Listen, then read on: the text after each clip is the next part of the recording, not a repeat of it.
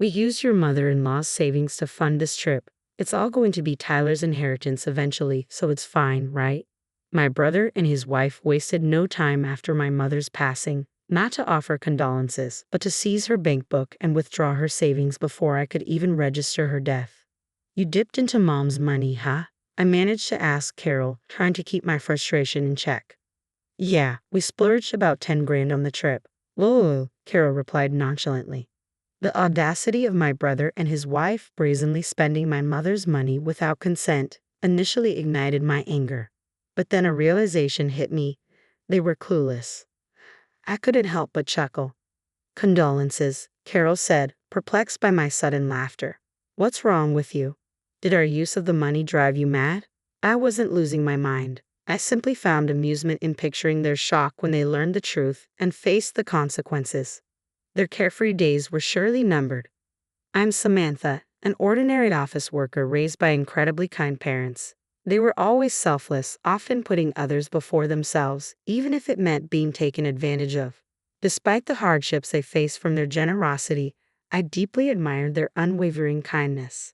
On the other hand, my brother Tyler had a starkly different personality. He was always strategic, calculating how he could benefit from any situation. He found our parents' altruism perplexing and grew increasingly rebellious against them as he matured. In high school, Tyler started demanding more money from them, arguing, "If you can afford to help others, you can afford to give me more allowance." Despite understanding Tyler's nature, our parents remained steadfast in their values, which only fueled his frustration. Tyler's resentment towards our parents intensified during college, where he exploited their financial support to indulge in parties and eventually face academic setbacks that caused them distress. Parents are supposed to prioritize their children, right? Or is kindness reserved only for others and not your own family? Tyler continued his self-centered behavior, often boasting to his friends, "My parents are so naive, lol." After graduating college, Tyler moved out abruptly and struggled to make ends meet on his initial paycheck. Despite his independence, he frequently returned to our parents' home, requesting financial support to sustain his lifestyle. Our parents, concerned for him, continued to provide him with money whenever he asked. I recounted. Once I secured a job, I took it upon myself to support our parents financially in place of Tyler. Samantha, it's your hard-earned money. Use it as you see fit, our parents assured me. Despite their words, I felt compelled to contribute towards their expenses, particularly their groceries. This routine persisted for several years, during which Tyler, known for only showing up to ask for money, surprisingly invited me and our parents to dine out for a serious discussion. At the restaurant, Tyler introduced us to a beautiful woman seated beside him. "Mom, Dad, Samantha, I'd like you to meet Carol, my girlfriend," he announced as Carol nodded politely. "I've decided to marry Carol. We'll be busy with wedding preparations and setting up our new life together, so I hope we can count on your support." Initially, I thought his request for support meant emotional and familial encouragement for Carol. However, Tyler had a different agenda altogether. He went on to ask our parents to finance his wedding and contribute towards his new home. Knowing our parents' difficulty in refusing requests for help, Tyler adeptly persuaded them to cover all expenses related to his marriage and future plans. After the wedding and the purchase of their new home, Tyler continued to rely on our parents for financial support. Carol, his wife, grew accustomed to this lifestyle and began spending more extravagantly. However, this lavish lifestyle didn't last long. Our father's health took a turn for the worse and he needed hospitalization. Even with insurance, the medical expenses were substantial. Concerned about our retired parents' financial well-being, I proposed to Tyler that we share the burden of the hospital bills. "You've been living off Mom and Dad's support, and you've received a lot from them too, right? This is our chance to give back," I reasoned with him. But Tyler refused. "Why should I do that? It's Dad's fault for neglecting his health. He spent his life helping others and now it's his responsibility," Tyler retorted callously. After that conversation, Tyler ceased visiting our parents altogether. Neither he nor Carol came to see our father even once while he was hospitalized. It was left to my mother and me to care for him. But despite our efforts, he passed away. After we informed them of our father's passing, they made a brief appearance at the funeral but showed little regard for our relatives and left without proper acknowledgement. Our extended family looked upon them with disdain, though they seemed indifferent to the reactions. After bravely leading the mourning rituals during the funeral, my mother noticeably lost her vitality in the aftermath of our father's death. Tyler, Mom hasn't been herself lately. She really needs to see you. Can you make an effort to visit her at home? I implored my brother, hoping for his support. By the way, what happened to Dad's inheritance? It all went to Mom. They had already decided that while Dad was still alive, I informed him. So Mom has the money now? I felt a sense of foreboding and immediately cautioned Tyler. Mom is emotionally fragile right now. Please don't try to manipulate her for money. I need you to come and comfort her. What's the point if there's no money involved? It's not worth my time, Tyler replied dismissively when I insisted we wouldn't provide him with money. From then on, he never visited our parents' home. And then, 6 months after our father's passing, our mother also passed away. Despite knowing how fragile she was, my brother showed no concern. When he heard about her death, he hurried back to our parents' home. I expected him to fulfill his duties as the eldest son during the funeral, but when it began, he and his wife vanished. I tried calling his phone, but it went straight to voicemail. In the end, I had to step into the role of chief mourner in his absence and managed to see the funeral through. It was a few days later when I finally reached my brother. "Ah, Samantha, this is Carol," came the voice on the other end when I dialed my brother's number. "Tyler is busy with boarding procedures and can't come to the phone." "Boarding procedures? Carol, where are you guys?" "We're at JFK Airport. We're leaving the United States in a few hours." "Lol. Are you leaving the United States to go abroad?"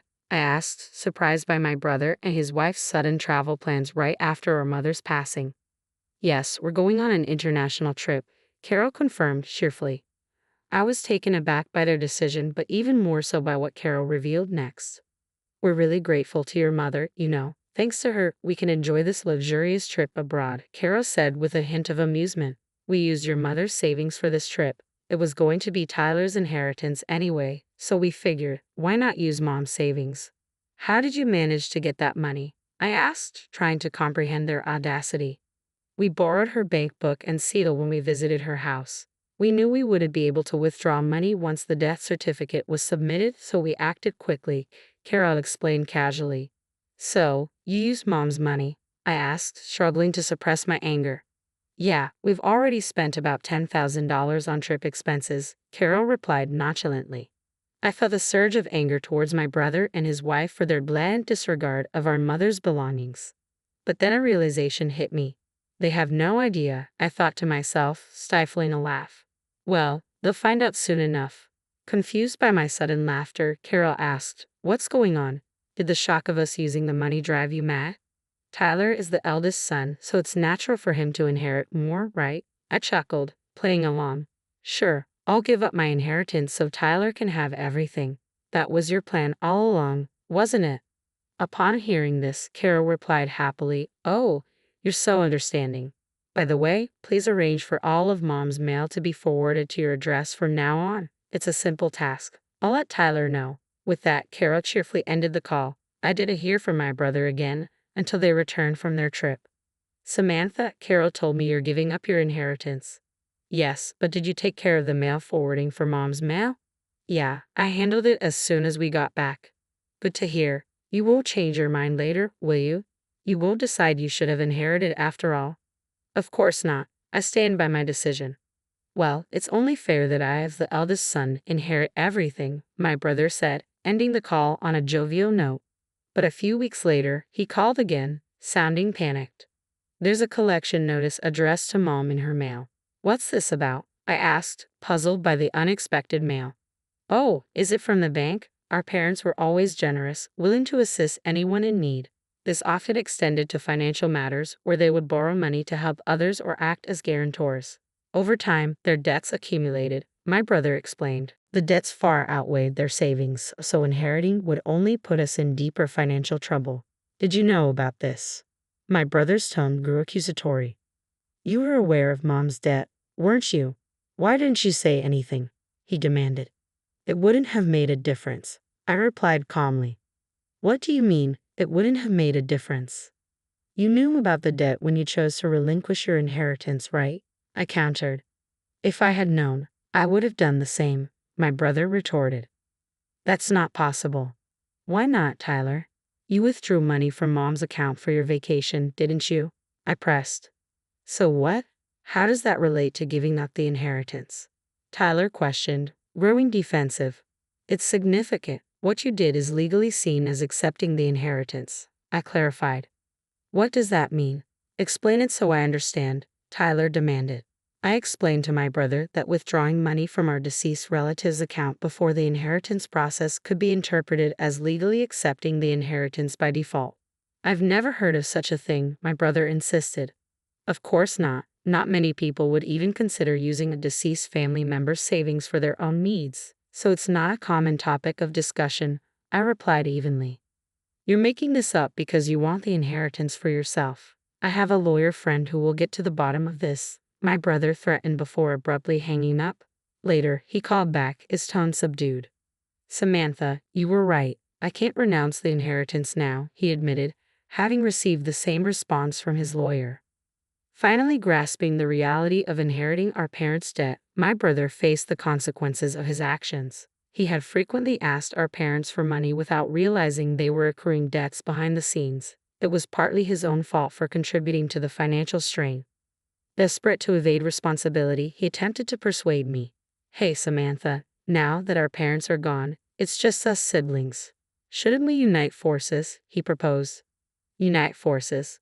What do you mean? I asked cautiously. I think we should work together to repay our parents' debt. It's our duty now, he urged.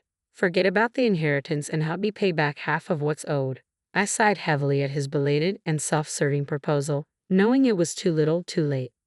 What are you talking about? When Dad was in the hospital, I suggested we support our parents together, but you pushed me away, I asserted. I had a lot going on at that time, Tyler replied defensively.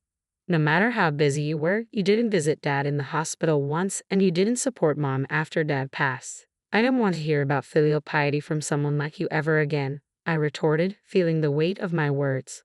With nothing more to say, I ended the conversation, leaving Tyler hanging. Have you ever considered anyone else's needs, Tyler? You took advantage of our parents' kindness, but family doesn't abandon family, even in tough times. Carol, and I can't manage this debt alone. Are you really going to turn your back on your own brother? I challenged him. You blamed Dad's health issues on him when he was in the hospital. Now, using Mom's savings is on you. Reflect on that, I continued, my frustration evident. I still think you're only concerned about easing your own burden. And even if you've changed, the person who deserves your apology is no longer here. It's too late, I concluded firmly, cutting off the call. I had no intention of bailing Tyler out after all the turmoil he caused our parents over the years. Afterwards, burdened with debt and unable to maintain their once carefree lifestyle, Tyler and Carol's relationship quickly soured. Despite the strain, separating was financially unfeasible. They couldn't even afford the cost of moving out, so they reluctantly continued living together, their marriage fraught with constant arguments. Initially, they attempted to chip away at their debt from their salaries, but their efforts were short-lived. Both Tyler and Carol struggled to let go of their extravagant habits, often spending money in secret, which only exacerbated their financial woes.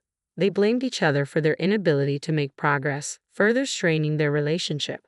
Their marriage deteriorated further in this relentless cycle. Meanwhile, I found solace in properly mourning our parents. During their funeral, countless attendees tearfully expressed gratitude for our parents' past generosity and support. Realizing the extent of our parents' impact on others filled me with profound pride.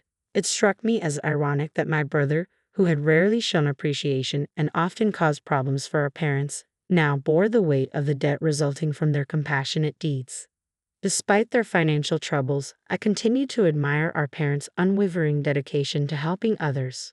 With these thoughts in mind, I faithfully honored our parents at the family altar every day.